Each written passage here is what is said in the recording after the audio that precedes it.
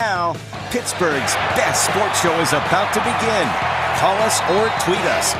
We got things to talk about on the Ireland Contracting Nightly Sports Call. All right, Paul, thanks very much. Good evening, everyone, and welcome to a Sunday night edition of the Sports Call, presented to you by Ireland Contracting right here on the Bordas & Bordas hotline, which is 412-575-2600 if you want to call and have some sports talk all the way into 11 o'clock. I'm here until then, and join us tonight after the late news on KDKA for the #1 Cochran Sports Showdown.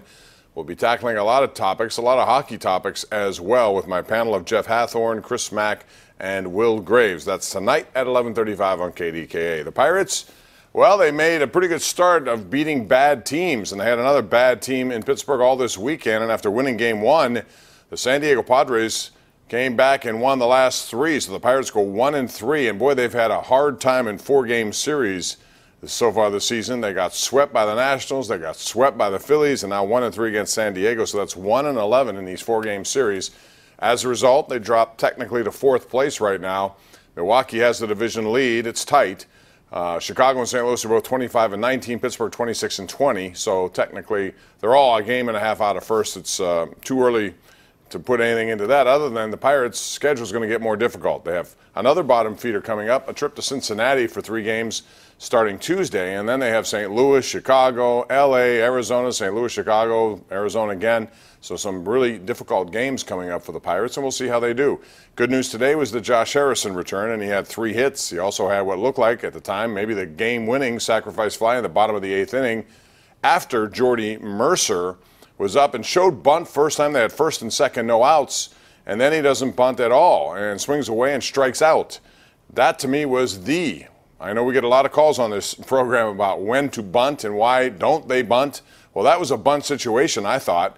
As it turned out, it didn't matter because David Freese then got hit by a pitch setting up the sac fly by Harrison. But you'd want to move the runners over in that situation.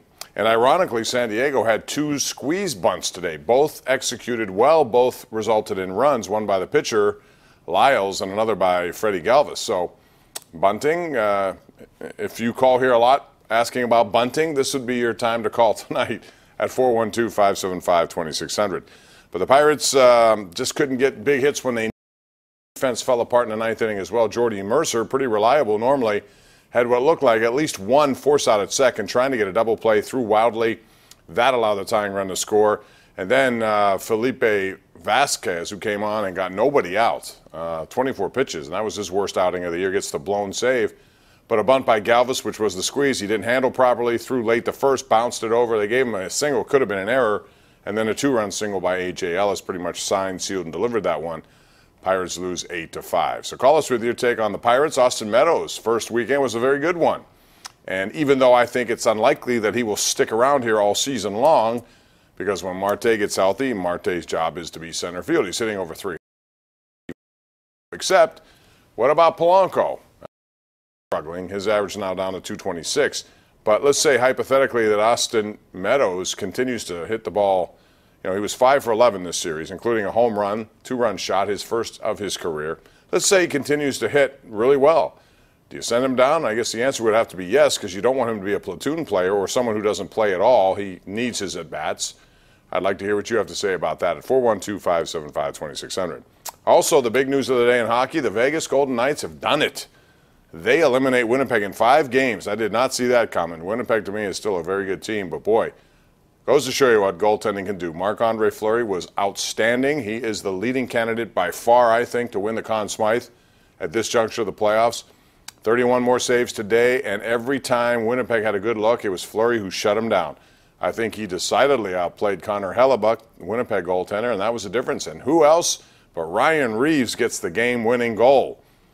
Interesting, because Reeves was not a Sullivan favorite. Cole wasn't a Sullivan favorite, and both were traded. And it's funny how that works. Reeves took a shot at the way he was used here in Pittsburgh on a Jason Mackey article this week. Jason went out to Vegas to spend some time with those guys and said, hey, you can't do much when you get 3 minutes a game. And he's gotten much more playing time with Gerard Galland, and he's made a difference. The fourth line has contributed for the Vegas Golden Knights. 412-575-2600. As far as NBA is concerned, another blowout. I'll say this about the NBA playoffs. Aside from a couple of LeBron buzzer beaters, it's not been a very good playoff run. Every game has been lopsided, blowouts. Today, another one. Golden State 126, Houston 85. Golden State's still by far the best team in the NBA, and they're showing it. They're up 2-1 in this series. I know there's a long way to go, but when they play their game, they're hard to deal with. So call us. Air your opinions right here. 412-575-2600. That is the number to call. I'm Bob Pompeani. Again, taking your calls until 11 o'clock right here live on Pittsburgh's CW. The Ireland Contracting Nightly Sports Call is brought to you by Ireland Contracting, putting new roofs on Pittsburgh homes for over 25 years. Call Ireland Contracting at 1-800-NEW-ROOF.